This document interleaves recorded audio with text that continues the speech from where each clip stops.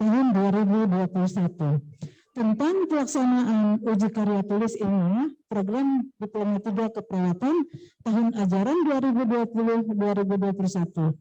Maka ujian KTI dilaksanakan tanggal 18 Februari sampai 20 Februari 2021. Permendikbud nomor 2 tahun 2020 tentang tata cara pelaksanaan uji kompetensi atau UKAM lulusan bagi kesehatan. Persentase kelulusan nilai akademik 60% dan uji kompetensi 40% telah mengikuti UKAM yang dilaksanakan pada tanggal 14 sampai dengan 16 Agustus 2021. Maka kami laporkan dari seluruh peserta 151 yang kompeten sebanyak 128 orang yang hari ini akan diangkat sumpah. Sebanyak 100 orang di ruangan aula secara luring dan 28 orang secara daring di ruangan Zoom. Di sini juga kami laporkan bahwa seluruh peserta yang akan diangkat sumpah sudah dilaksanakan judisium pada tanggal 11 Oktober 2021. Kami mohon kesediaan kepada Bapak Ketua DPW PPNI Sumatera Utara untuk dapat melakukan angkat sumpah bagi lulusan Prodi D3 Keperawatan Poltekkes Kemenkes Medan, Angkatan 32. Demikian laporan ini kami sampaikan. Atas kesediaan Bapak kami ucapkan terima kasih. Medan, 13 Oktober 2021. Ketua Jurusan Keperawatan Johanni Dewita Nasution SKM MKes. Demikian laporan ini saya sampaikan. Assalamualaikum warahmatullahi wabarakatuh. Selamat pagi, salam sejahtera untuk kita semua. Selanjutnya saya serahkan kepada Pak Solo.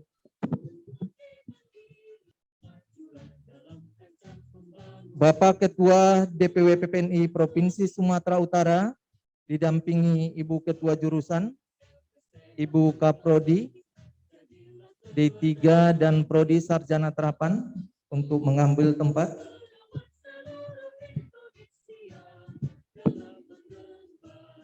Pembacaan kata-kata sumpah oleh Ketua DPW PPNI Provinsi Sumatera Utara. Terima kasih kepada Pak Solihuddin.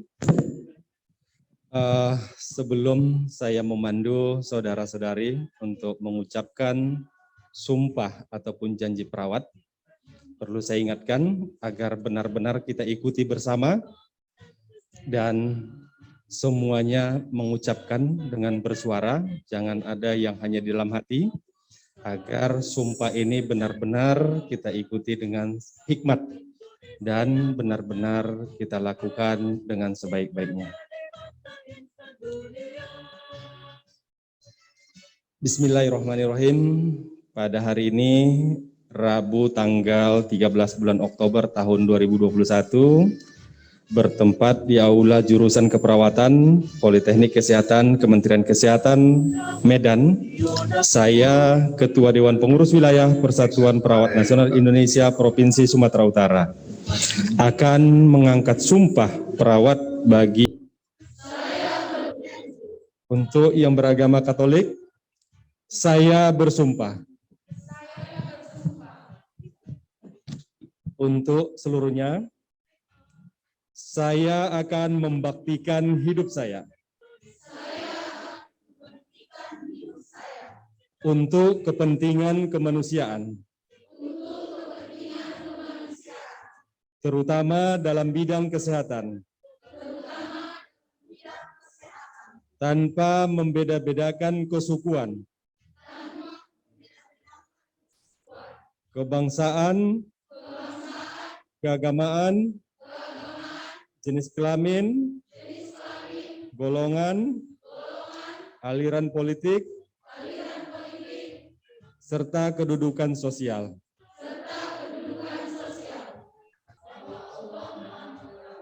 Apa yang saya ucapkan.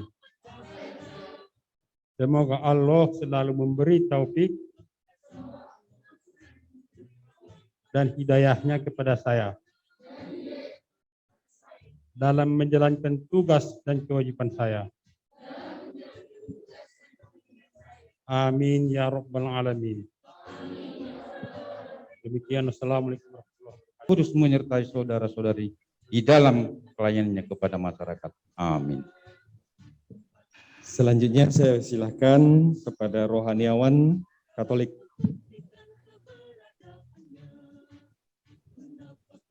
Kita mengambil kutipan dari Matius ayat 7. Apa yang saya ucapkan supaya diulangi.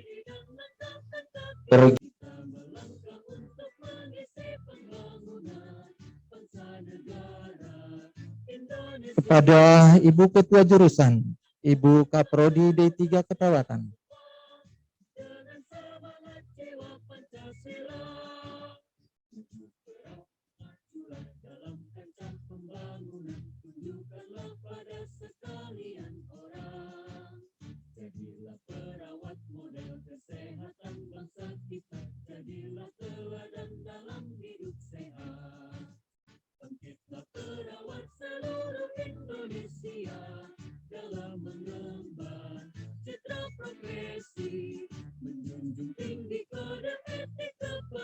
Selanjutnya kepada Bapak Ketua DPW PPNI Provinsi Sumatera Utara.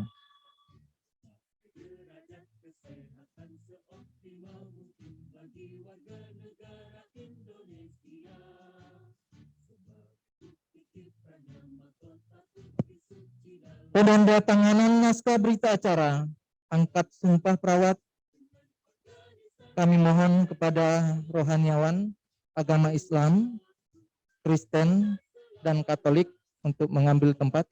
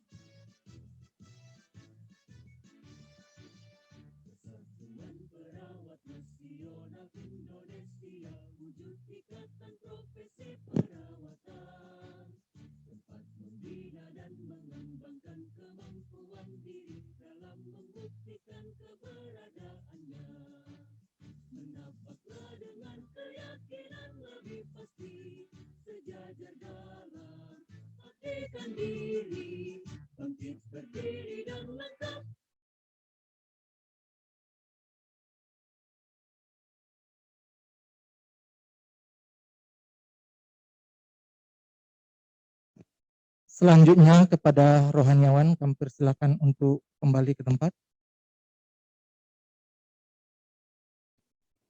Kepada hadirin kami persilakan untuk duduk. Kepada Bapak Ketua DPW PPNI Provinsi Sumatera Utara, Ibu Ketua Jurusan, Ibu Kaprodi D3 Keperawatan dan Kaprodi D4 Sarjana Terapan tetap di tempat. Pemasangan PIN dan penyerahan buku kode etik keperawatan kepada perwakilan lulusan. Dari Ketua DPW PPNI Provinsi Sumatera Utara, kami panggilkan perwakilan lulusan.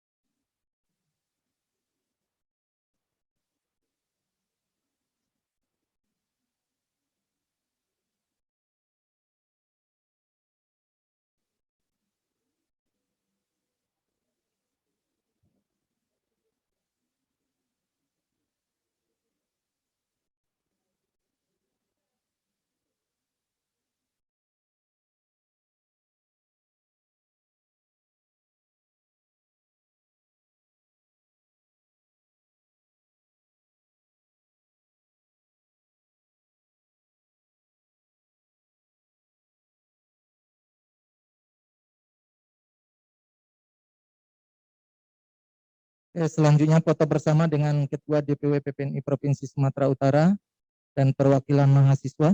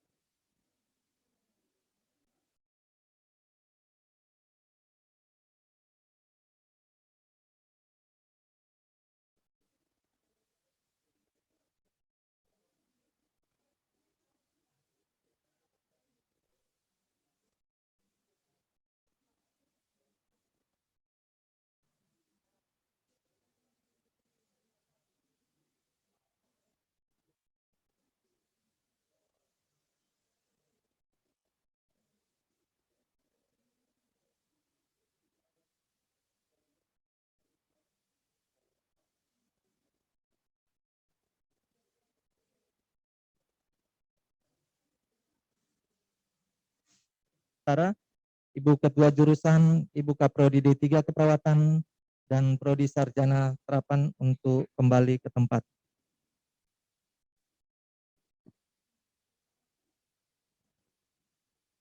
Penyerahan lulusan.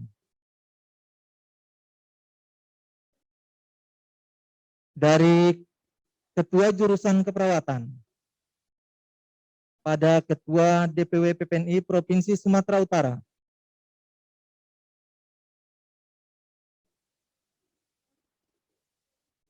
Oke. Ya.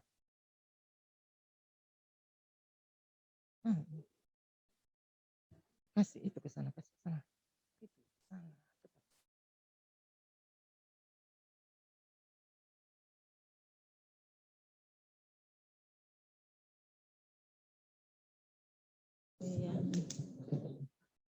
Ya. Saya Ketua Jurusan Keperawatan Poltekkes Kemenkes Medan menyerahkan alumni angkatan ke-32 Prodi D3 Keperawatan Poltekkes Kemenkes Medan kepada Ketua Ikatan Alumni D3 Keperawatan Poltekkes Kemenkes Medan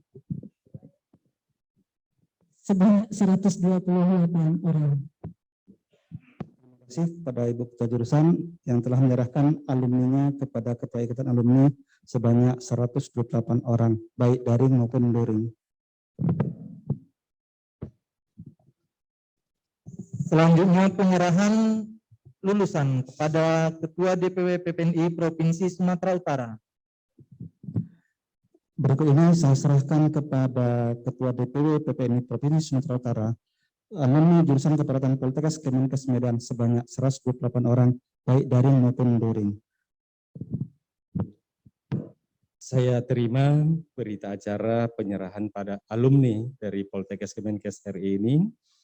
Saya masih berharap tentunya agar mereka, para alumni ini dapat dibimbing untuk menjadi anggota PPNI di komisariat Poltekkes ini, kemudian mengurus secara kolektif surat tanda registrasi mereka, agar nantinya mereka keluar dari kampus ini sudah memenuhi syarat ketentuan undang-undang untuk dapat melaksanakan asuhan keperawatan di tengah-tengah masyarakat.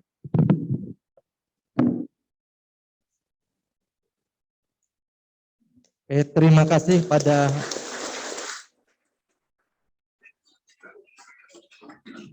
Bapak Ketua DPW PPNI, Bapak Ketua Ikatan Alumni. Melangkah kita ke acara selanjutnya. Bimbingan dan arahan dari Ketua DPW PPNI Provinsi Sumatera Utara kepada Bapak Mansur Al-Hazkiani Eskepnars. Dipersilakan dengan hormat.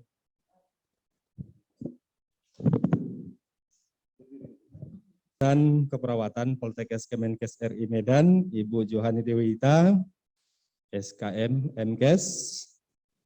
Beliau sudah menyampaikan tadi, beliau juga bendahara DPW PPNI Sumatera Utara, sudah 2 periode, dan sebentar lagi akan munas ya Ibu. Habis itu munas nanti kita musyawarah wilayah. Apakah ada di anggaran dasar kalau bendahara itu boleh 3 periode, saya belum tahu. Mudah-mudahan apa yang terjadi di Senayan nanti 3 periode katanya Pak Jokowi bisa mengalir juga nanti ke PPNI gitu ya. Yang saya hormati Ibu Kaprodi D3 dan Kaprodi D4. Yang saya hormati juga para Sivitas Akademi, para dosen, dan segenap staf yang ada dari Poltekkes Kemenkes RI di ruang yang berbahagia ini. Dan yang saya hormati juga para rohaniawan yang telah berkenan mengukuhkan sumpah dan menyaksikan para adik-adik kami yang telah lulus pendidikan tinggi keperawatan pada hari ini untuk mengucapkan sumpah atau janji perawat. Yang saya cintai dan banggakan tentunya adik-adik kami sekalian. Tadi Ibu Kaprodi sudah menyampaikan bahwasanya walaupun di tengah-tengah kesibukan saya dan informasi juga untuk melaksanakan sumpah pada hari ini baru saya dapat tadi malam, Dan yang paling mengejutkan itu habis sumpah kata Ibu Kajur ini ada lagi ngasih materi etik gitu. Padahal saya itu sudah setahun lebih tidak biasa lagi bicara di depan panggung gitu ya, untuk memberikan materi selama masa pandemi COVID-19 ini. Namun karena hal itu tentunya saya ucapkan terima kasih atas undangan dan kesempatan kepada kami dari DPP PPNI Sumatera Utara untuk tetap melaksanakan sumpah atau janji perawat pada hari ini. Untuk itu mungkin saya ucapkan pantun dulu sebagai bentuk apresiasi kita pada hari yang berbahagia ini. Tentunya kalau tidak ada tinta tidak akan bisa menulis puisi. Kalau bukan karena cinta, pasti kita tidak akan bertemu di sini. Nggak ada tepuk tangannya.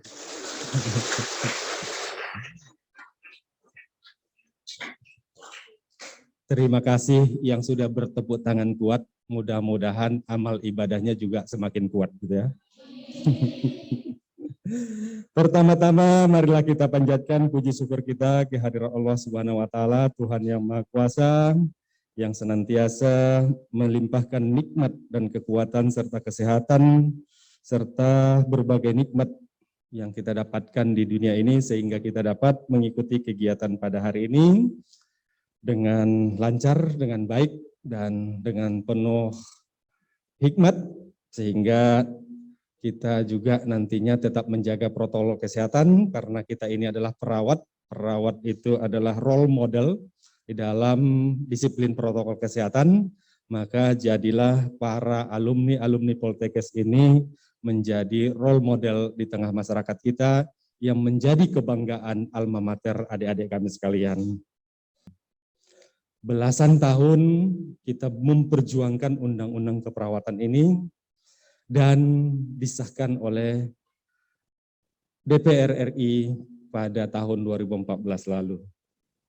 Di salah satu amanat di dalam pasalnya yaitu mengamanatkan agar kepengurusan ya surat tanda registrasi perawat itu melampirkan surat pernyataan telah melaksanakan sumpah perawat. Di dalam Undang-Undang 36 juga diamanatkan hal yang sama yaitu telah melaksanakan sumpah profesi. Jadi ini adalah merupakan kewajiban kita sebagai warga negara, begitu juga kewajiban sebagai seorang perawat untuk melaksanakan sumpah profesi ataupun sumpah profesi perawat pada hari ini. Bapak Ibu hadirin yang saya muliakan, tentunya para alumni yang disumpah pada hari ini harus bersyukur dan patut mengucapkan terima kasih kepada pemerintah kita. Yang mana sejak lahirnya Peraturan Menteri Pendidikan dan Kebudayaan nomor 2 tahun 2020 yang lalu, kelulusan perguruan tinggi itu harus telah melaksanakan pendidikan akademik dan lulus uji kompetensi. Dan ini sejalan dengan apa yang kita perjuangkan untuk lahirnya Undang-Undang Keperawatan. Dan ini merupakan solusi kepada kita bersama, yang mana selama ini banyak lulusan perguruan tinggi keperawatan setelah meluluskan dan setelah lulus kembali ke pangkuan orang tuanya tidak memiliki aspek legal dalam menjalankan praktik keperawatan. Karena teman-teman ataupun senior-senior kita itu belum lulus uji kompetensi. Namun di tahun ini yang dinamakan lulus bagi perguruan tinggi keperawatan itu ataupun perguruan tinggi tenaga kesehatan adalah yang sudah lulus uji kompetensi sehingga para alumninya keluar dari kampus ini sudah memiliki kewenangan untuk nantinya melanjutkan aspek legalnya dalam melaksanakan tugas keperawatan sehari-hari nantinya. Tentunya bukan hanya melaksanakan sumpah, teman-teman sekalian, tapi nanti Anda diwajibkan untuk menjadi anggota profesi. Dalam hal ini adalah anggota PPNI. Di Politekes ini ada Dewan Pengurus Komisariat, ketuanya Pak Solihuddin. Jadi saya berharap adik-adik kami yang sudah lulus ini segera daftar jadi anggota PPNI di Komisariat PPNI Poltekkes. Kemudian nantinya setelah mendapatkan surat kompetensi ya, surat kompetensinya, sertifikat kompetensi perawatnya, sama-sama kita urus semua STR-nya dulu baru pulang kampung. Karena saya berharap Anda keluar kampus ini, Anda sudah memiliki STR, sudah menjadi anggota PPNI, selanjutnya tugas Anda mencari pekerjaan atau bekerja. Jangan seperti yang lalu-lalu, keluar dari kampus, di wisuda tapi belum ukom. Saat mau bekerja tidak memenuhi syarat. Akhirnya apa yang terjadi? Jadilah banyak teman-teman kita tenaga kerja sukarela dengan perjanjian kerja tidak menuntut gaji dan tidak menuntut jadi pegawai negeri sipil. Nah, ini jebakan bagi kita. Ini dilema selama ini, selama belasan tahun.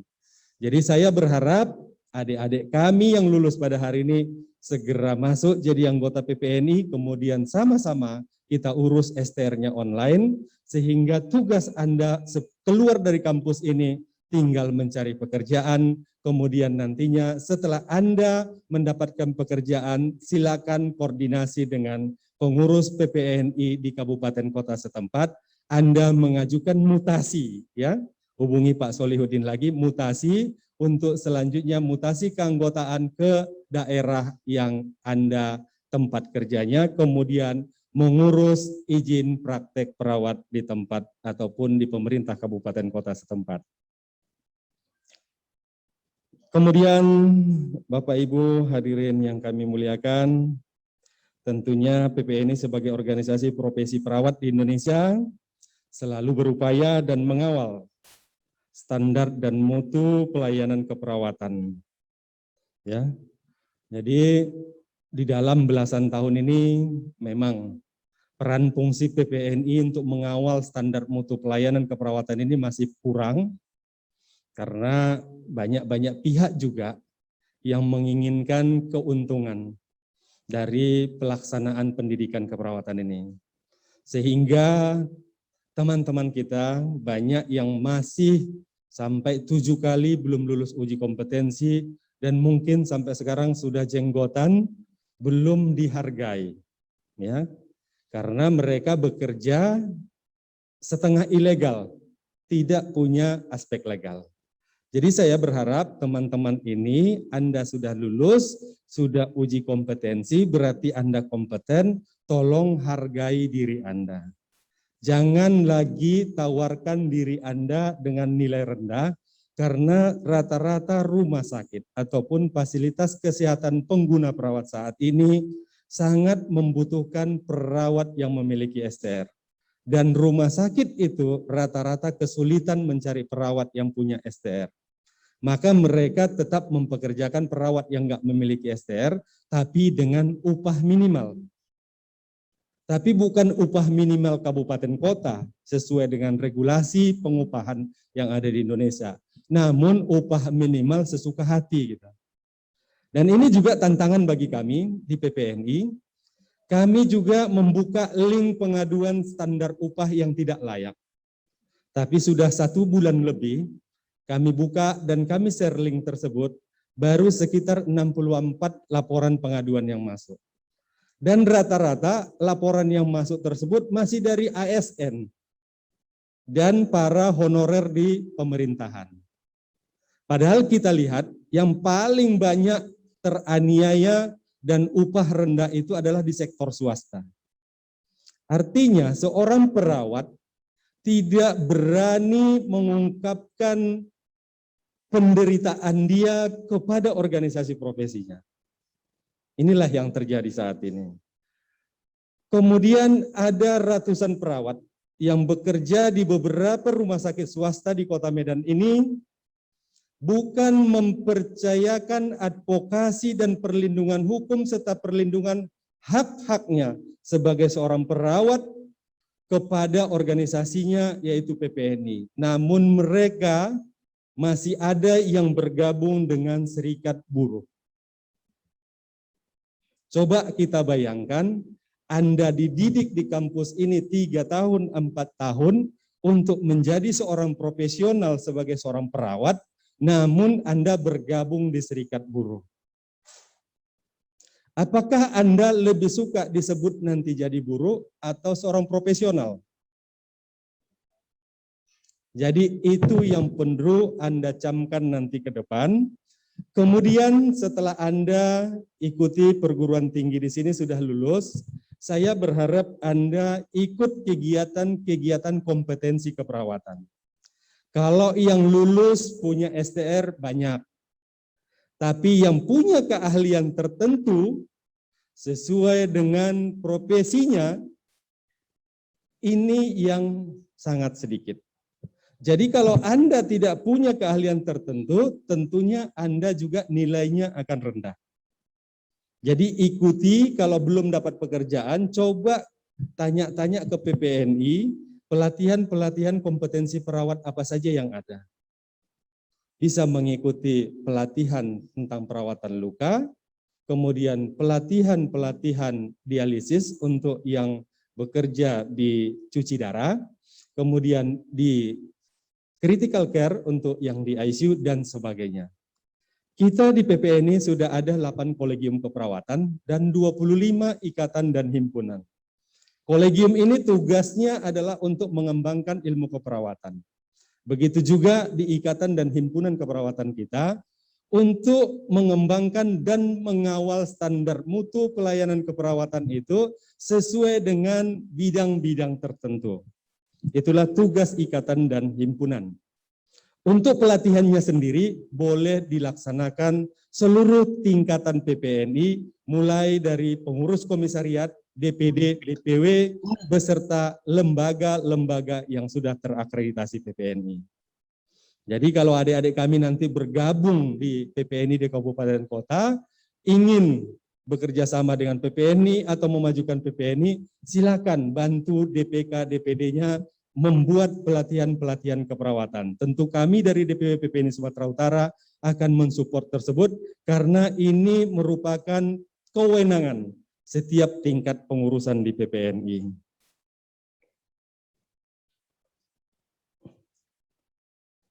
Kemudian saya berharap nanti kalau yang dinamakan dengan profesional, berarti Anda mampu melaksanakan tugas sesuai dengan tugas profesi Anda. Jadi jangan nanti Anda mengikuti pelatihan keperawatan itu lompat-lompat. Hari ini pelatihan gawat darurat boleh, karena itu standar awal. Ya, semua orang menjalankan praktek itu seharusnya wajib mengikuti pelatihan kegawat daruratan.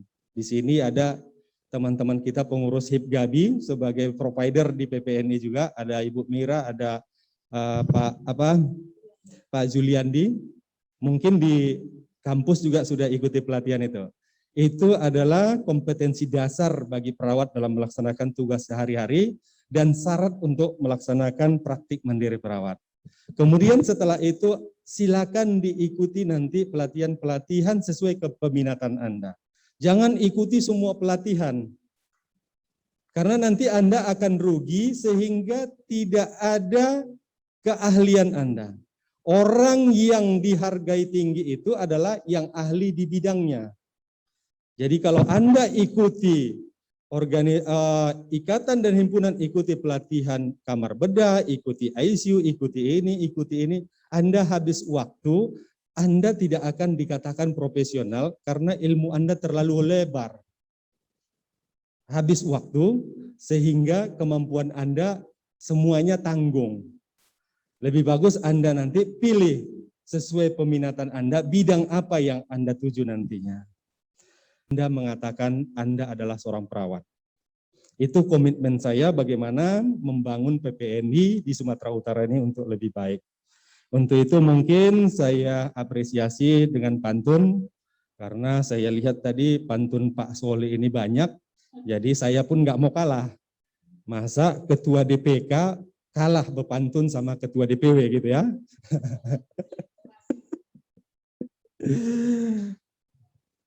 Bukan kampak, sembarang kampak.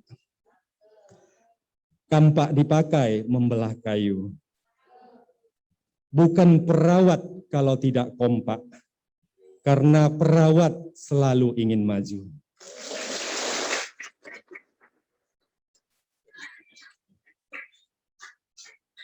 Ini tadi pantunnya request dari Ibu Kajur ini. Untuk para yang gadis-gadis di sini. Makan roti ditaburi kismis. Minumnya pakai teh manis. Adik-adikku tersenyum-senyum manis. Karena sudah terbayang akan dilamar si Abang Kumis.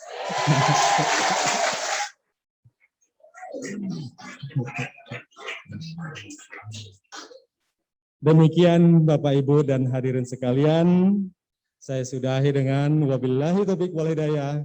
Wassalamualaikum warahmatullahi wabarakatuh. Horas, Horas. horas, maju. Jua. Yom. Terima kasih. Terima kasih kepada Bapak Ketua DPW PPNI Provinsi Sumatera Utara yang telah memberikan bimbingan dan arahannya kepada kita semua. Untuk keberkahan acara kita ini, marilah kita berdoa sesuai dengan agama dan kepercayaan. Kumpul di aula ini. Kami melaksanakan pengambilan sumpah dan janji keperawatan di lingkungan Poltekkes Kemenkes Medan. Seraya memohon rahmat, taufik, serta inayahmu ya Allah. Ya Allah, Tuhan yang Maha Agung. Aktivitas pengambilan sumpah bagi lulusan merupakan momen istimewa dalam profesi di bidang keperawatan. Oleh karena itu ya Allah, jadikanlah kegiatan ini sebagai motivasi untuk mengembangkan tanggung jawab profesi mereka. Sehingga ketika mereka mengabdikan diri di tengah-tengah masyarakat, mereka memiliki komitmen yang tinggi untuk menjalankan tugasnya secara profesional, yang betul-betul bertanggung jawab bukan hanya terhadap diri dan profesinya, akan tetapi bertanggung jawab juga terhadap masyarakat, bangsa, dan negara. Terima kasih atas segala perhatian, mohon maaf atas segala kesalahan. Wabillahi taufiq wal hidayah. Wassalamualaikum warahmatullahi wabarakatuh. Ibu Johani, teman-teman sekalian, ini mic-nya kurang kuat ya, yang mana yang kuat?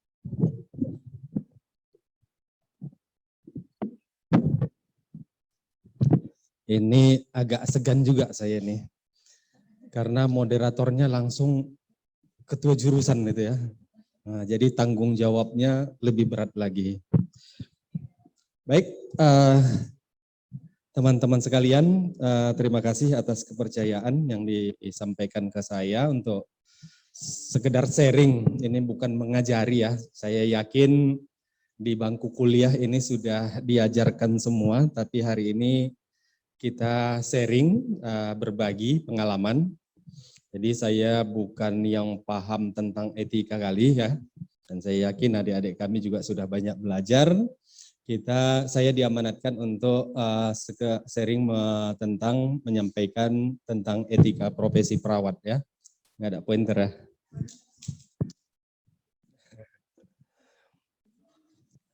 Yang mana etika profesi perawat ini lahir berdasarkan kesepakatan dari para sesepuh-sesepuh perawat kita di Indonesia. Saat itu mereka bersatu menyatukan seluruh organisasi perawat yang ada di Indonesia. Jadi organisasi profesi perawat ini sebelum 17 Maret tahun 74 itu sudah banyak organisasi-organisasi lain. Jadi ada ikatan perawat ini, ada perkumpulan perawat ini dan itu sebagainya. Namun para sesepuh dan pendahulu kita itu bersepakat untuk menyatukan seluruh organisasi profesi perawat ini mereka menyepakatinya dengan nama Persatuan Perawat Nasional Indonesia, disingkat PPNI. Jadi itu bedanya mengapa profesi yang lain di depannya I.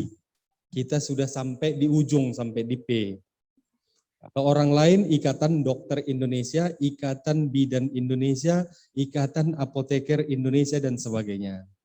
Kita sudah banyak organisasi ini.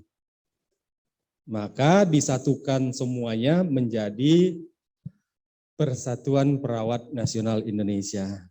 Itulah sejarahnya PPN ini 17 Maret tahun 1976 ya. 7 lupa saya.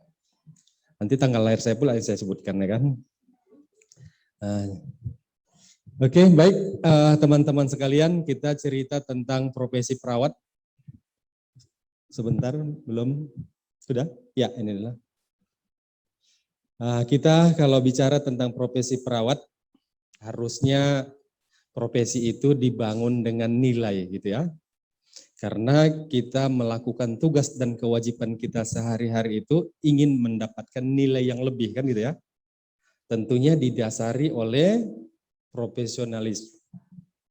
Jadi tadi saya sudah sampaikan kalau Anda mau jadi seorang profesional, ikuti pendidikan tinggi yang formalnya dulu, baru ikuti jenjang-jenjang pendidikan keahlian khusus.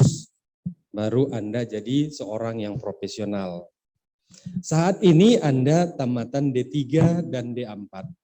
Di dalam Undang-Undang Keperawatan, untuk D3 dan D4 itu masih masuk kategori vokasi, vokasional, artinya pekerja. Memang tidak jauh beda dengan pekerja itu dengan buruh ya, karena sama-sama bekerja untuk mendapatkan upah. Tapi bedanya kita ini adalah pekerja yang profesional memiliki keilmuan khusus di bidang keperawatan gitu ya. Jadi kalau kita bicara tentang profesionalisme ini, kita harus berpikir untuk ke depannya. Bagaimana keberlangsungan organisasi profesi ini, bagaimana keberlangsungan profesi ini agar jalan secara terus-menerus sehingga ini menjadi profesi dan mata pencaharian kita. Kalau sejarah perawat itu mungkin teman-teman sudah tahu. Bahwasanya pendahulu-pendahulu keperawatan kita ini adalah seorang bangsawan. Masih ingat sejarah Florence Nightingale ada pemasangan cap waktu itu? Florence itu seorang bangsawan yang turun untuk membantu orang-orang susah di sekitarnya. Namun berbeda dengan kondisi kita saat ini. Kita ini orang dari kampung, berlatar belakang orang yang susah, datang ke kota untuk meraih pendidikan tinggi keperawatan, ada yang jual sawah dan ada yang mengambil tabungan orang tuanya untuk bisa sekolah, dengan harapan kita ini nanti mendapatkan pekerjaan yang layak. Itu cita-cita kita berangkat dari rumah ke kampus ini. Namun di tengah perjalanan bisa saja jadi goyah gitu ya. Sehingga ada yang jam kuliahnya lebih lama di kantin daripada di bangku kuliah gitu ya. Ada yang ngaku nggak? Nah, jadi sekarang Anda sudah lulus, jadi silakan Anda berpikir apa yang Anda lakukan untuk ke depannya. Lanjut.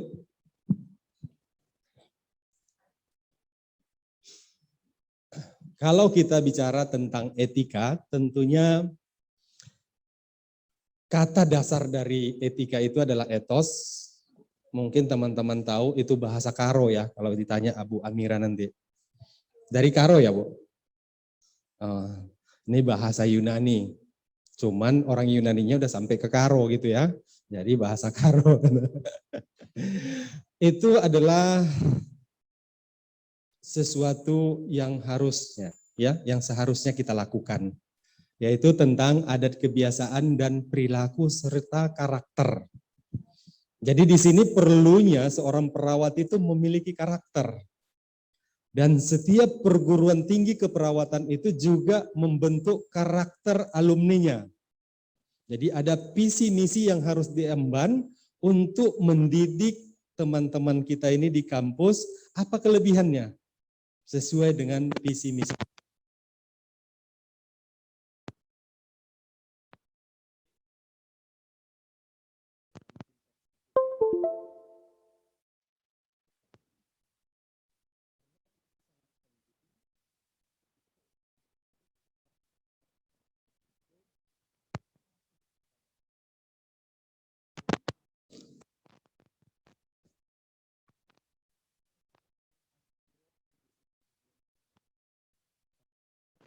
Karakter seorang perawat, makanya rata-rata diwajibkan masuk asrama sehingga berbeda dengan para alumni-alumni yang lain ataupun profesi-profesi yang lain. Kemudian tentang etika profesi, ini adalah perilaku yang diharapkan setiap profesi untuk menjalankan tugasnya masing-masing agar tidak melanggar norma-norma. Tentunya kalau sudah melanggar norma atau adat kebiasaan di masyarakat, bisa juga akan berdampak kepada masalah hukum. Ya, karena rata-rata permasalahan hukum ini, gugatan hukum ini biasanya berasal dari etika. Ya, kalau di dalam penanganan hukum, kalau di PPN itu, kalau ada anggota yang dilaporkan ke polisi ataupun ke penegak hukum, itu alur penanganan hukumnya terlebih dahulu kita lakukan sidang kode etik. Ya, harus kita hadapkan ke Majelis Kehormatan Etik Keperawatan. Dilihat dulu sampai di mana pelanggaran etik yang dia lakukan. Akan dinilai oleh teman-teman dari Majelis Kehormatan Etik, apakah dia melanggar etika profesi, melanggar SOP. Dari rekomendasi itu nanti tentunya akan ada tindak lanjut. Biasanya tidak mungkin seorang perawat membinasakan perawat, betul? Tapi di lapangan nggak tahu juga, ya. Di asrama juga saya nggak tahu. Biasanya kita akan rekomendasi tidak melakukan pelanggaran berat, karena kalau pelanggaran berat itu harus dicabut keanggotaannya, kemudian nanti yang bersangkutan itu akan naik lagi kasusnya, sehingga menjadi penguatan alat bukti yang lain gitu ya. Biasanya kita anggap dia tidak melanggar, tapi kita lakukan pembinaan. Jadi bukan kita binasakan, tapi kita bina. Tapi seringnya teman-teman kita ini kalau sudah dibina, dia nggak terima. Dan seringnya orang Medan ini selalu ngotot ya. Dia sudah melanggar kode etik, melanggar aturan, tapi dia selalu berasumsi yang dia lakukan benar. Karena dia merasa yang biasa itu adalah yang benar, bukan kebenaran yang harus ditegakkan. Itu yang sering menjadi problem di kita. Jadi teman-teman sekalian, untuk bicara tentang etika ini, tentunya kita harus mengedepankan ilmu tentang kesusilaan yang menentukan bagaimana sepatutnya manusia hidup dalam bermasyarakat. Ya, ada di sana hak dan kewajiban masing-masing. Jadi kalau Anda nanti bekerja, tentunya akan ditanya hak Anda.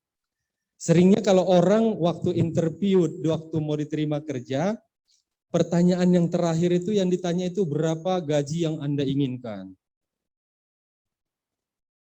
Coba kalaulah alumni Poltekkes ini ada pertanyaan kita sedang interview sekarang, apa jawabannya? Tunjuk tangan. Siapalah kira-kira yang berani jawab? Kalau saat ini kita sedang interview, sedang proses rekrutmen pekerjaan, berapa gaji yang Anda inginkan? Coba sebutkan, siapa? Tunjuk tangan. Apa yang Anda jawab? Tunjuk tangan, jangan kumat kamit, cukup dukun yang kumat kamit, perawat jangan.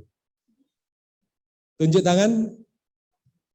Jadi kalau Anda saya tanya saja berapa gaji yang Anda inginkan, tidak berani jawab, ya wajarlah saya suruh Anda menandatangani perjanjian, bersedia mentaati aturan, bersedia tidak menuntut gaji pakai materai kan? Karena perawat itu kurang percaya diri, padahal sudah dididik di asrama. Dan seorang perawat itu harus memiliki karakter masing-masing. Ya. Jadi tolong hargai diri Anda sudah dididik 3 tahun, 4 tahun di sini, mungkin orang tua Anda sudah jual rumah, jual sawah, tapi saat Anda nanti ditawari pekerjaan, begitu ditanya berapa gajinya, terserah kepada pimpinan. Akhirnya pimpinannya gajinya 300.000 sanggupnya gitu ya. Tergantung kesanggupan rumah sakit. Itu yang perlu Anda pikirkan sebelum Anda keluar kampus ini, ikuti beberapa pelatihan-pelatihan keperawatan sehingga Anda memiliki sertifikat keahlian. Sehingga Anda nanti akan dihargai gitu ya. Lanjut. Prinsip-prinsip etis itu ada beberapa, walaupun banyak sebenarnya. Ini antara lain yang pertama autonomi. Lanjut. Autonomi lanjut. Ini tentang autonomi, yaitu kebebasan. Ya, artinya kebebasan yang terpimpin. Kebebasan ataupun kita mampu melakukan sesuatu itu tapi dengan penuh tanggung jawab. Ya. Terkadang orang melakukan sesuatu pekerjaan itu tidak mikiri resiko. Yang penting sudah kulakukan, sudah selesai pekerjaanku, apa yang terjadi enggak urusanku. Apa yang terjadi di lapangan? Ada instruksi memasang infus, dia hanya cucukkan saja begitu saja, pasang, bebas karena tidak ada yang melihat gitu. Akhirnya nanti beresiko kepada penerima pelayanan atau klien. Ini yang harus dipikirkan teman-teman kalau Anda melakukan tindakan keperawatan atau implementasi dan sebagainya, tentunya Anda sudah melakukan pengkajian dan perencanaan. Rencanakan dengan baik, walaupun ini untuk intervensi selanjutnya adalah kewenangan Anda, tapi harus berdasarkan keilmuan. Jadi harus berdasarkan standar diagnosa, kemudian harus berdasarkan standar operasional prosedurnya. Lanjut.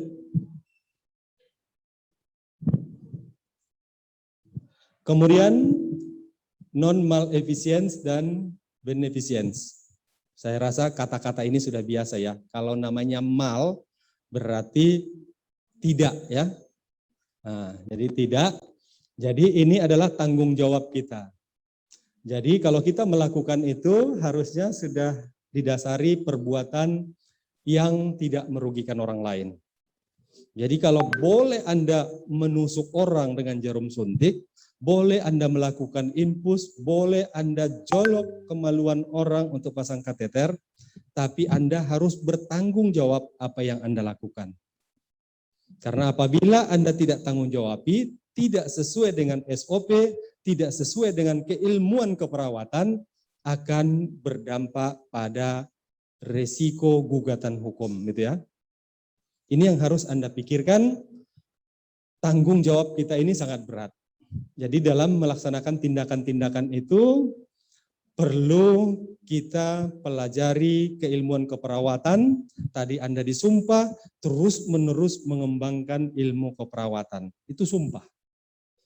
Namun yang terjadi sampai saat ini apa? Begitu dia tamat kuliah, pergi dia bekerja, ada dapat info ilmiah dari PPNI pun tak mau ikut.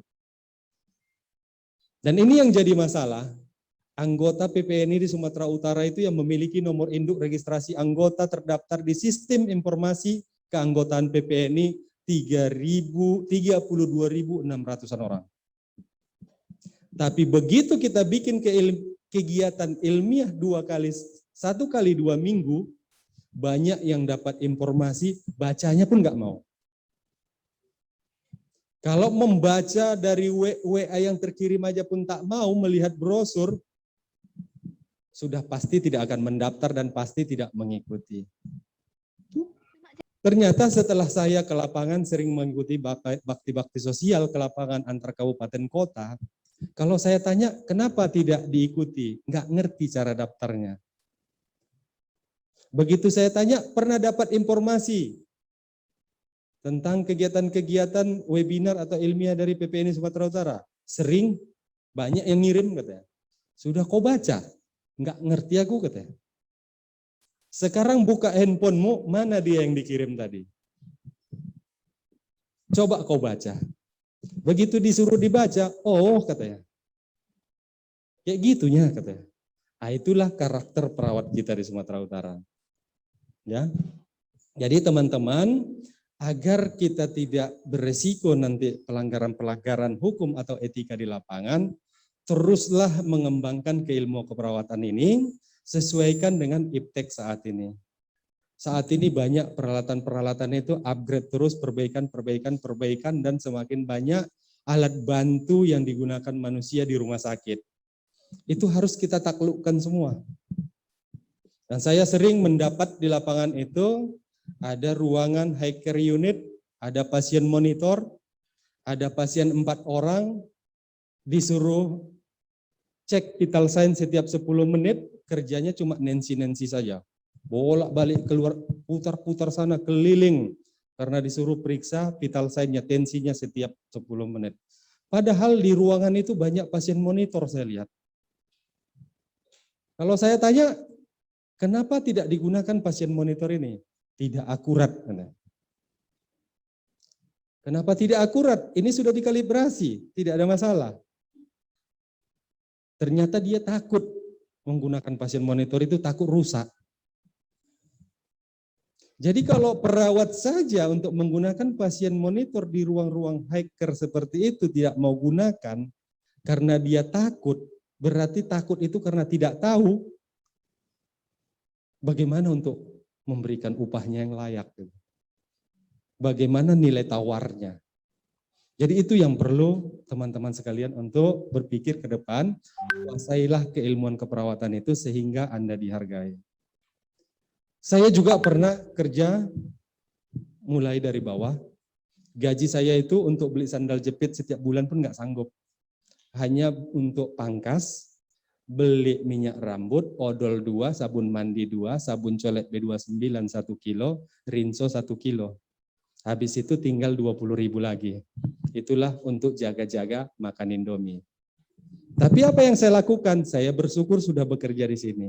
Kemudian saya cari tempat yang lebih baik. Naik gaji saya. Kemudian di sini saya 6 bulan bekerja, saya bersyukur jadi bidan di sana. Kalau dulu kan belum banyak kali peraturan. Kalau kita kerja di klinik bersalin, nah kita dianggap dokter kebidanan. Saya sering martuskan orang dulu sendiri, padahal di kota Medan.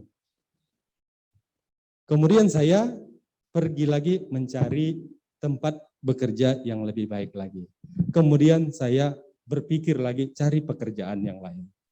Itu yang harus dilakukan teman-teman sekalian. Jangan pasrah, begitu dia bekerja di satu tempat, sudah adaptasi, sudah nyaman, tidak mau adaptasi ke tempat lain, sehingga tidak ada nilai tawarnya.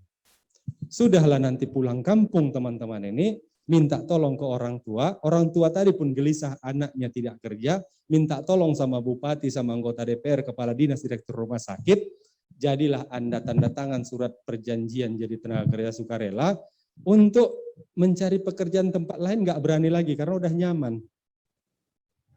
Apalagi yang gadis-gadis, nanti takut ditinggal pacarnya kalau dia pergi, itu yang jadi masalah. Ya. Oke, lanjut. Kemudian nilai etis itu harus didasari hukum ya, justice.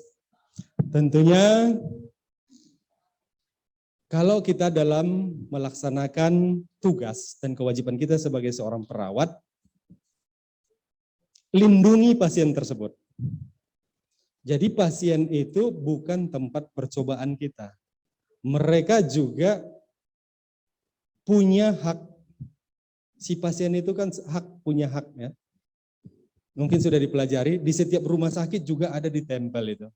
hak dan kewajiban pasien, hak dan kewajiban seorang perawat. Lanjut. Sampai jam berapa nih Pak Soli? Soalnya saya sudah lama tak bicara-bicara begini selama COVID ya kan. Nanti kebablasan, keenaan cerita-cerita gitu ya. Oke, ini adalah tentang kejujuran ya. Jadi seorang perawat itu harus mengedepankan tingkat kejujuran. Bukan hanya jujur kepada teman sejawat, tadi kan sumpah itu saya akan menjaga hubungan baik. Kemudian saya akan merahasiakan segala sesuatu yang saya ketahui kecuali jika diminta untuk proses hukum gitu ya. Kejujuran itu bukan seperti itu. Jadi Anda itu jujur kepada pasien apa yang Anda lakukan. Jadi selama ini Anda diajarkan untuk informed consent. Ya, jelaskan apa yang Anda lakukan, apa resikonya. Jadi ini yang sering kita lalai. Hanya buru-buru melakukan tindakan, melakukan intervensi, tapi komunikasinya kurang. Jadi masalah hukum dan gugatan hukum dan masalah keributan antara perawat dengan keluarga pasien seperti saat ini, saya yakin ini adalah masalah seorang perawat tidak mampu melakukan komunikasi efektifnya. Yakin atau tidak?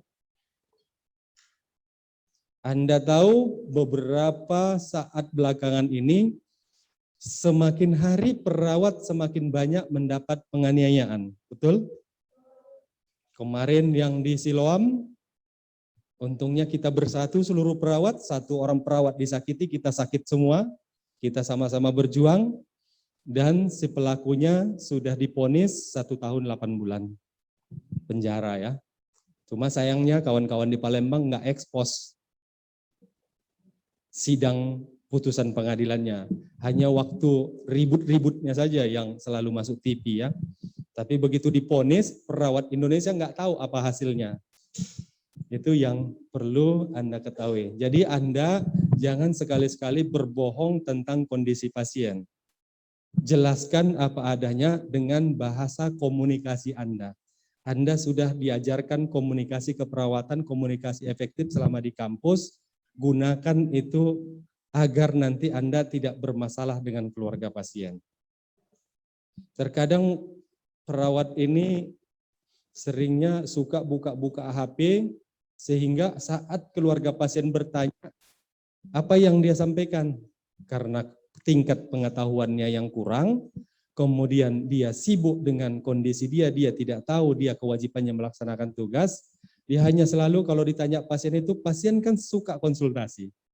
Karena pasien itu berhadapan dengan perawat itu 24 jam. Kalau dengan dokter 5 menit, 10 menit selesai. Banyak yang mau dia tanya. Tapi si perawat ini sering mengatakan, nanti kau tanya sama dokternya. Padahal dokternya hanya datang sebentar. Si pasien atau keluarganya itu menginginkan jawaban itu setiap waktu gitu. Setiap kita ronde ke ruangan-ruangan. Lanjut. Ini juga confidence ya. Prinsip dasar etik itu harus menjaga kerahasiaan. Kita tadi juga mengucapkan rahasia kecuali jika diminta pengadilan. Jadi jangan ceritakan aib pasien atau kekurangan-kekurangan yang dialami pasien. Karena ini merupakan pelanggaran etika dan pelanggaran hukum. Apalagi mempostingnya di media sosial, Anda nanti bisa kena undang-undang IT. Harus hati-hati. Jadi bijaklah menggunakan media sosial saat ini. Kalau saya saking saya bijaknya menggunakan media sosial, daripada saya panas melihat postingan-postingan orang, saya tidak mau aktif lagi di beberapa media sosial. Facebook saya tutup.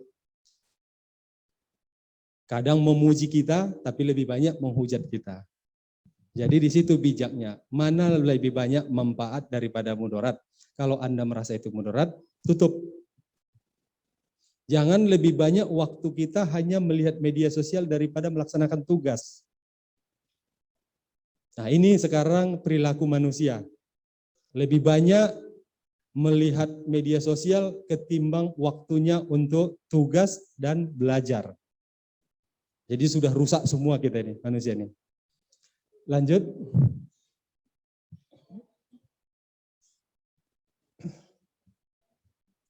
Kemudian fidelity ini tentang ketaatan, kita harus punya tanggung jawab untuk selalu setia kepada pasien kita. Jadi tunjukkan bahwasanya kita akan melakukan tugas kita itu dengan sebaik-baiknya. Dan jaga tetap kerahasiaannya, jangan sampai nanti Anda beberkan tentang kondisi pasien. Lanjut.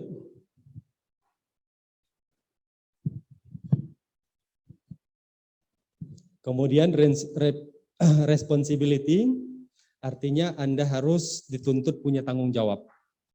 Jadi apa yang Anda lakukan harus Anda tanggung jawabi. Jadi sekarang itu banyak gugatan-gugatan hukum ini akibat pasien merasa itu tidak sesuai SOP dan ini dianggap malpraktek. Ya, sehingga dituntut tanggung jawab seorang perawat. Jadi kemarin itu juga katanya kan dicabut impusnya berdarah-darah. Kan itu yang terjadi di Palembang ya. Tapi setelah dicek banyak pihak yang mengatakan begini, begitu. Jadi tolong kalau nanti Anda di lapangan mengalami seperti ini, segera lapor atasan Anda, lapor ke PPNI setempat. Jadi saya tadi sampaikan dalam sambutan saya itu ada ratusan perawat di beberapa rumah sakit swasta di Medan ini yang bergabung dengan serikat buruh. Tidak salah. Tapi perlu Anda pikirkan Anda seorang perawat. Organisasi profesi Anda adalah PPNI. Anda ikut banyak organisasi untuk apa? Kalau Anda ingin minta perlindungan hukum dan perlindungan hak-hak Anda, PPNI itu menjamin itu semua. Karena setiap anggota PPNI itu diminta atau tidak diminta, kalau kami tahu Anda mengalami masalah hukum, gugatan hukum, kami akan turun. Jadi tidak perlu Anda mengadukan nasib Anda ke serikat yang lain, padahal kita di PPN ini sudah ada bidang hukum kita. Kalau di PPNI Sumatera Utara, Wakil Ketua bidang hukum dan pemberdayaan politik kita ada Pak Cecep, yang sudah sering memberi pelajaran kepada Anda tentang hukum kesehatan. Dan di PPN itu sendiri sudah ada badan bantuan hukumnya. Apabila ada perawat yang bermasalah hukum, silakan ikuti alurnya. Anda laporkan ke atasan Anda dan DPK PPNI setempat, kemudian DPK akan melaporkan ke DPD, DPD akan berkonsultasi ke DPW. Kami akan menilai ini urgensi atau tidak, kami akan berupaya secepatnya untuk turun ataupun memberikan arahan kepada DPD. Dan ini sepenuhnya akan ditanggung biayanya oleh PPNI karena Anda menjadi anggota. Jadi saya bingung untuk apa lagi dia mencari perlindungan ke tempat lain, bayar iuran ke serikat sana, bayar anggota PPNI. Padahal di PPNI udah ada badan bantuan hukumnya. Ada pengacara-pengacaranya yang hebat. Pengacara-pengacara PPNI itu juga teman sejawat kita, perawat yang sudah belajar hukum dan sudah jadi advokat. Dan beberapa kali kasus-kasus besar di Sumatera Utara mampu kita terangkan dengan baik. Dan tidak ada kita pungut Rp1 pun untuk anggota ini. Dan kebanyakan juga teman-teman kita yang bermasalah hukum di Paskes ini bukan hanya perawat. Namun saat kita turun, ada di sana profesi lain, mereka menangis kepada kami. Kami siapa yang bantu kami Pak? Siapa yang nolong kami? Enaklah perawat, enaklah PPNI. Kalau kami nggak ngerti organisasi kami yang seperti ini gitu. Kalau Anda dengar ada perawat di 3 rumah sakit yang di PHK secara sewenang-wenang di beberapa tahun yang lalu. Itu kita jemput bola. Anggota itu tidak lapor, udah dipecat. Coba bayangin. Udah dipecat dia, nggak dapat hak-haknya, nggak lapor. Saya yang mesti turun ke rumah sakit itu jemput bola. Saya tanya kabit perawatannya, kemudian saya tanya, cari anggota itu satu persatu. Itulah tanggung jawab kita untuk mengadvokasi anggota. Karena itu hak anggota, diminta atau tidak diminta anggota itu, kalau kita tahu dia perlu advokasi, kita harus berikan haknya. Inilah etika ataupun hukum ini. Ada hak dan kewajiban. Jadi kita lakukan itu sampai 2 kali kita gugat di pengadilan. Alhamdulillah kita sudah dimenangkan. Ya. Cuma waktu itu pihak tergugat kasasi ke Mahkamah Agung. Dan bulan kemarin kasasi Mahkamah Agungnya juga ditolak. Artinya kita dimenangkan. Cuman karena kita mau munas, terpaksa saya tunda untuk eksekusinya. Kita berharap dan berdoa semoga nanti kita dapat lakukan eksekusi sehingga hak-hak kawan-kawan itu, penghargaan masa kerjanya dan selisih gaji yang dia terima selama ini dapat dibayarkan oleh perusahaan tersebut.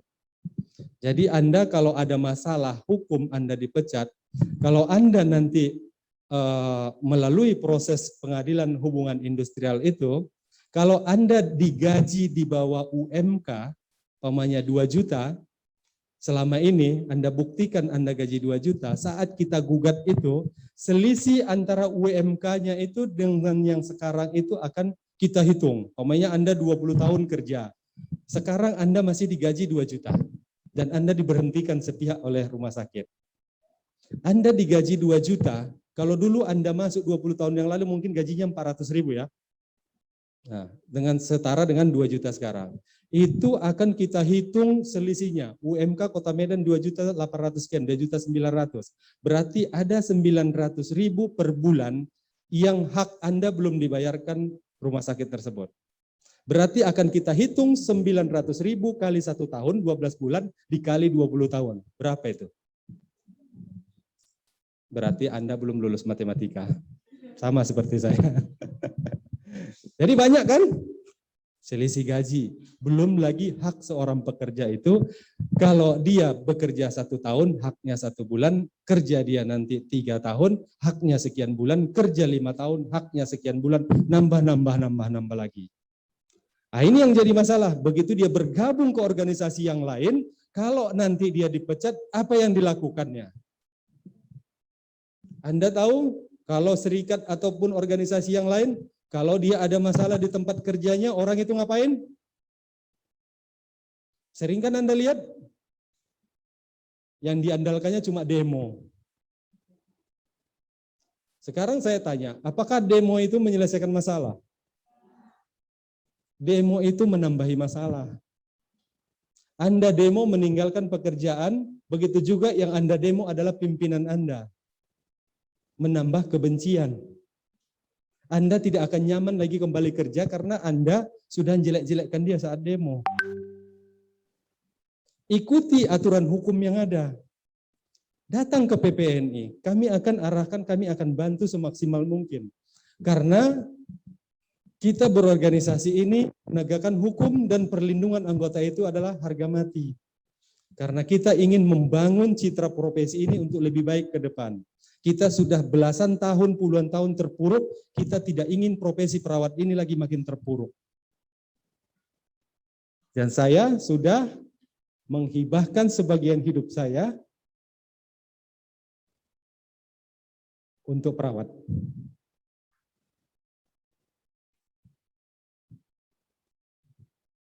Ini saya agak sedih jadinya.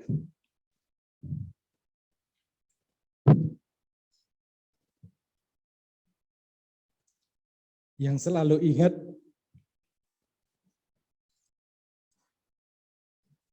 kalau bicara perlindungan hukum pada perawat itu adalah sejawat-sejawat kita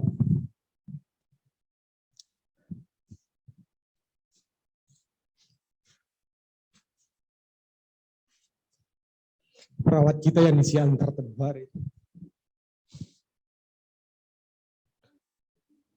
Mereka sudah melaksanakan tugas dan kewajibannya di masa pandemi COVID ini, tapi harus diseret di mata hukum sebagai tersangka. Dan ini ketidaktahuan mereka. Begitu besarnya gelombang demo waktu itu di Siantar,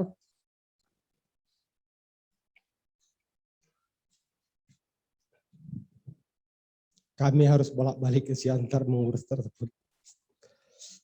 Tapi alhamdulillah perjuangan kita sudah berhasil. 2 orang perawat dan 2 orang temannya yang bertugas di ruang forensik itu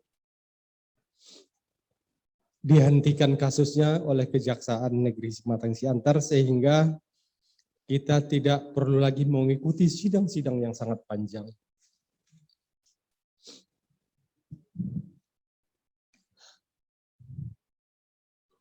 Saya selalu ingat wajah mereka.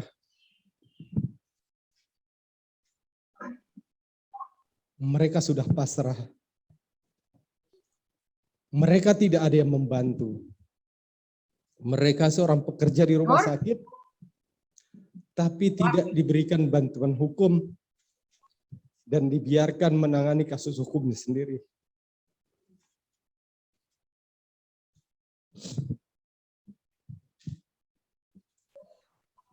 Di saat saya hadir di sana, saya merasa ada sesuatu. Dan mereka menyambut saya dengan baik. Di saat mereka sudah tidak tahu lagi nasibnya, akan menjalani pidana tersebut. Namun saat saya datang,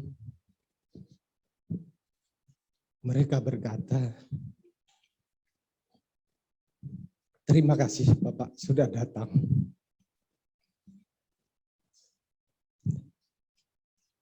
Bapak hadir di sini, kami anggap sebagai Tuhan Yesus yang akan menolong kami. Begitu besar harapan teman-teman sejawat kita pada saat itu. Karena mereka sudah pasrah, tidak tahu lagi apa yang mau dilakukan. Keluarga mereka juga tidak mampu untuk cari lawyer. Dan mereka akan dihadapkan tentunya di mata hukum dan akan ditahan kalau ditetapkan jadi tersangka.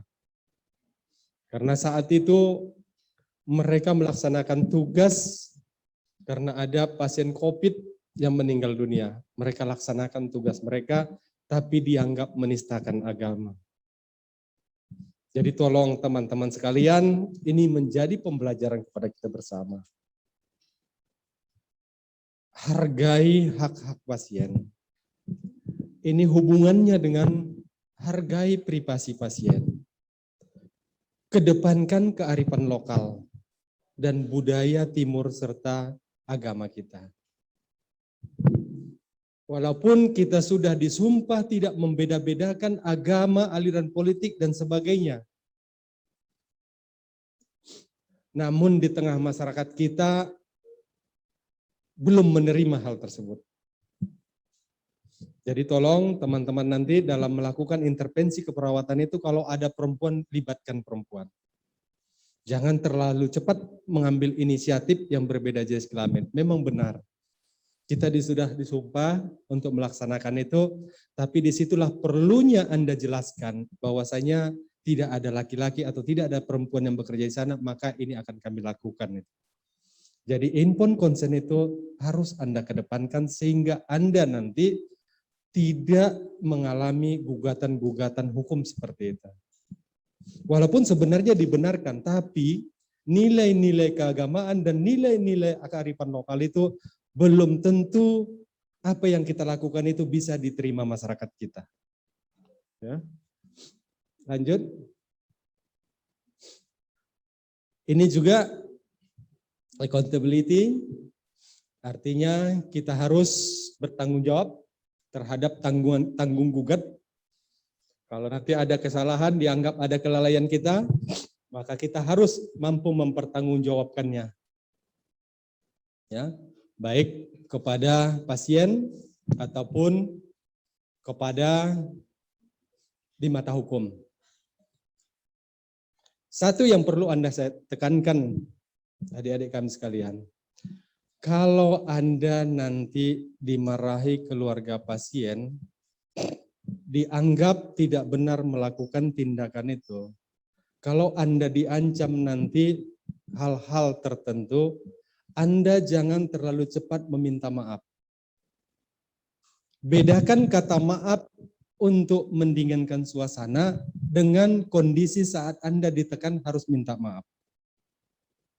Jadi itu yang terjadi kasus yang di Palembang itu.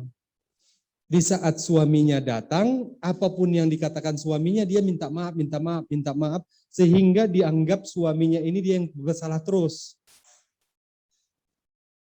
Jadi kalau Anda dianggap bersalah, itu kesewenang-wenangan atau power dari orang yang menganggap kita bersalah itu semakin jadi-jadi.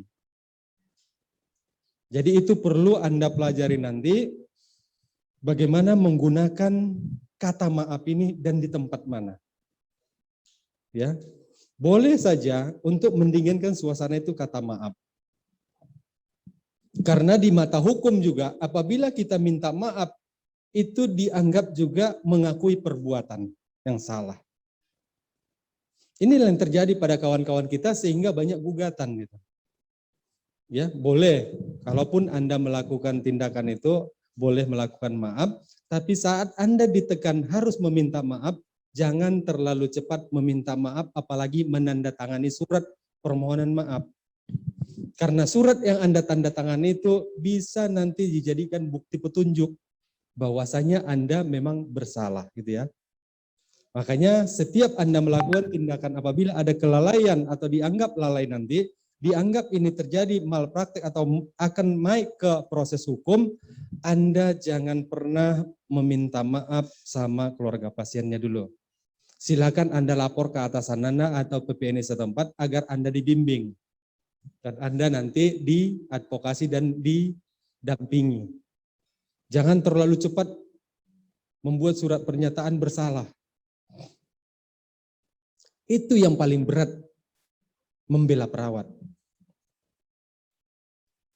Disuruh tanda tangan, cepat kali menandatangan. Kita harus punya nilai tawar. Kalau itu benar yang kita lakukan, jangan kita teken surat itu. Karena itu nanti sebagai bukti petunjuk Anda benar-benar bersalah gitu ya. Kenapa ini saya ungkapkan?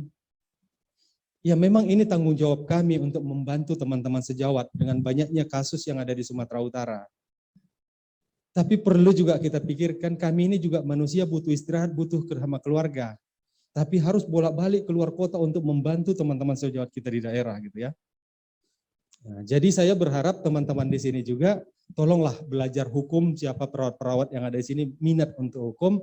Nanti setelah Anda lulus nanti dari hukum itu, mari bergabung dengan PPNI, perkuat PPN ini. Sehingga kita tidak jadi bulanan-bulanan gugatan dari oknum-oknum yang juga ingin menimpakan kesalahan kepada kita. Oke, lanjut. Ini sudah 12:30 ya. Ini kode etik keperawatan dirumuskan tahun 76. Terus lanjut, kode etik keperawatan itu ada 5, yaitu antara perawat dengan klien, dengan praktek, dengan masyarakat, serta teman sejawat dan profesinya. Lanjut. Ini perawat dengan klien itu, perawat memberikan pelayanan keperawatan, nanti mungkin Anda bisa baca. Terus lanjut. Perawat dengan prakteknya harus memelihara dan meningkatkan kompetensi bidang keperawatan. Belajar terus-menerus, itu sumpah kita. Jangan hanya cukup mengikuti perguruan tinggi di D3, D4, lanjut. Kepada masyarakat juga kita harus bertanggung jawab apa yang kita lakukan dan kita harus jadi role model. Kalau kita pelayanan kesehatan, berlakulah sebagai orang kesehatan dan taati protokol kesehatan yang ada. Lanjut. Perawat dengan teman sejawat, jangan saling menghujat. Ini yang sering terjadi, saling menjatuhkan. Jadi harus dijaga hubungan baik antar sesama perawat ini. Karena kalau apabila Anda ada bermasalah nanti, hanya perawat juga yang akan membantu Anda. Tidak mungkin orang lain. Lanjut. Kemudian perawat dengan profesinya tentunya harus memikirkan ini. Kemudian lanjut. Jadi implementasi dari etika keperawatan ini Anda lah yang tahu ke depannya. Karena sebentar lagi Anda akan masuk ke dunia nyata. Setelah Anda belajar dan mempraktekkannya di laboratorium ataupun di lahan praktek, nantinya Anda akan kembali ke masyarakat, terapkanlah ilmu yang sudah Anda miliki tersebut. Lanjut. Ini yang berbagai tanggapan dari masyarakat kita tentang citra perawat. Dan ini masih banyak keluhan teman-teman pemilik rumah sakit atau pemilik Paskenkes bahwasanya perawat itu dianggap masih kurang tanggap. Jadi banyak juga pernyataan, tapi tidak semua, beberapa pemilik rumah sakit itu sekarang semakin banyak sarjana perawat itu makin kurang pintar, makin kurang tanggap, dan makin kurang bagus layanannya. Berbeda dulu dengan yang tamat-tamat SPK gitu. Jadi saya berharap Anda lulusan perguruan tinggi, balikkan pernyataan tersebut, kami lebih hebat dari mereka. Yakin? Ya. Lanjut. Kemudian selalu tanggap, ya, menghargai klien, terampil, pengetahuan, kemudian komunikatif. Ini yang patut kita pikirkan, bagaimana menjaga profesi kita ini ke depannya untuk lebih baik. Lanjut. Ini sedikit saya kupas tentang perlindungan hukum, karena kita bicara hukum, karena apapun ceritanya tentang etika ini, Anda nanti bisa dihadapkan hukum. Tapi saya berharap alumni Poltekkes ini tidak akan sampai ke sana dan akan punya karakter sendiri yang memiliki etika lebih baik daripada alumni-alumni dari pendidikan tinggi yang lain. Lanjut. Ini tentang perlindungan hukum di pasal 27 Undang-Undang Kesehatan itu ada tentang tenaga kesehatan berhak mendapatkan imbalan dan perlindungan hukum. Jadi kalau Anda berhak mendapatkan imbalan, mintalah imbalan yang sesuai standar. Jangan mengobral diri Anda, karena kalau Anda mengobral diri Anda dengan gaji rendah, berarti teman-teman sejawat yang lain juga akan digaji rendah, kan gitu. Nah, kita tingkatkan kemampuan kita harus punya nilai tawar, jangan hanya tertuju ke satu tempat pekerjaan, cari beberapa tempat untuk bekerja. Jangan begitu melamar di sini, di klinik dengan gaji 500.000 Anda sudah terima, boleh, tapi target Anda berapa bulan di sana. Jangan kebablasan sampai 2 tahun, 3 tahun, nanti Anda baru datang ke PPNI. Apa di PPNI? Nggak pernah mikirkan kesejahteraan kami gitu ya. Padahal dia yang betah di sana. Nggak mau dia adaptasi. Yang lanjut, di Undang-Undang Tenaga Kesehatan nomor 36 tahun 2014, ya, setiap tenaga kesehatan dalam menjalankan praktik itu berhak memperoleh perlindungan hukum sepanjang melaksanakan tugas sesuai dengan standar profesi, ya. Jadi kalau Anda nanti dianggap malpraktek, ada yang mengadukan ke penegak hukum, itu nanti yang akan dicek nanti yang pertama adalah legalitas Anda. Punya STR atau tidak dalam melaksanakan tugas, kemudian punya surat izin praktek enggak di tempat tersebut. Kalau ini tidak ada, Anda sudah otomatis kena sanksi. Sanksinya apa? Anda bisa denda nanti, pidana denda 100 juta kalau tidak punya STR, 100 juta lagi tidak punya SIPP. Ini yang bermasalah di kita ini. Ya, lanjut. Perlindungan hukum kepada tenaga kesehatan itu artinya itu laporan itu karena adanya terjadi kekerasan fisik, ya. Kemudian harus didasari alat bukti tentunya kalau mau melaporkan. Jadi ini yang terjadi saat ini yang sedang kita tangani, proses yang di Rumah Sakit Umum Sibolga. Ada perawat kita di bagian pemulasaran setelah selesai melaksanakan tugas dikeroyok oleh beberapa keluarga pasien. Ini masih dalam proses kita di Polres Sibolga, ya. Mungkin Anda sudah dengar beritanya dan mungkin akan kita follow up lagi nantinya. Kemudian lanjut, tanggung jawab hukum itu secara perdata sudah diatur di dalam undang-undang. Jadi seringnya itu kalau ada seorang perawat yang bekerja di satu rumah sakit itu disuruh menghadapi masalah hukumnya sendiri. Dan jarang dibantu oleh rumah sakit. Jadi disinilah perlu saya tekankan agar Anda itu cepat melapor ke PPNI setempat nantinya. Sehingga Anda tidak menghadapi sendiri jadi pesakitan. Ya. Karena ini adalah hak Anda untuk mendapatkan perlindungan hukum tersebut. Begitu juga di Undang-Undang Rumah Sakit 44 tahun 2009. Di sana juga sudah diamanatkan setiap kelalaian yang diakibatkan oleh tenaga kesehatan dalam menjalankan tugas adalah menjadi tanggung jawab rumah sakit. Tapi apa yang terjadi? Banyak kasus yang kita tangani itu rata-rata tidak didampingi oleh rumah sakit dan dibiarkan teman-teman kita ini jadi pesakitan. Padahal undang-undang rumah sakit melindungi kita. Tapi undang-undang rumah sakit ini tidak serta-merta dapat melindungi kita. Karena kebanyakan di dalam delik aduan tersebut yang diadukan adalah tindak pidananya. Tindak pidana penganiayaan dan sebagainya. Lanjut. Ini tanggung jawab rumah sakit, tanggung jawab pidananya, ya. Undang-Undang Tenaga Kesehatan. Kalau Anda mungkin mendengar kalau nanti itu diancam pidana 3 tahun, 5 tahun. Ini dia pasalnya di pasal 84 Undang-Undang Tenaga Kesehatan. Jangan sampai nanti Anda mengimpus bengkak tangannya, terjadi kecacatan lebih lanjut, Anda bisa dituntut nanti 3 tahun penjara. Begitu juga kasus yang terjadi di Lampung tempo hari. Ada seorang teman sejawat kita, ada orang kena paku di kandang ayam, dia pergi ke seorang perawat, perawatnya sudah menyarankan puskesmas, tapi pasiennya meminta agar tetap dilayani di rumah, kemudian dicuci lukanya pakai baskom dan air hangat, kemudian setelah itu disuruh pun berobat dia ke rumah sakit, nggak pergi-pergi, kemudian dia mengalami demam, akhirnya masuk ke rumah sakit, meninggal dunia. Perbuatan atau kebaikan teman sejawat kita itu tidak dianggapnya lagi oleh keluarganya. Akhirnya menjalani gugatan. Ini yang terjadi sering di tengah masyarakat. Kebaikan kita itu belum tentu diingat orang lain. Yang dia lihat itu hasil akhir. Kenapa ini meninggal gitu. Padahal dia yang memaksa. Jadi di situ Anda perlu lindungi diri Anda dengan izin.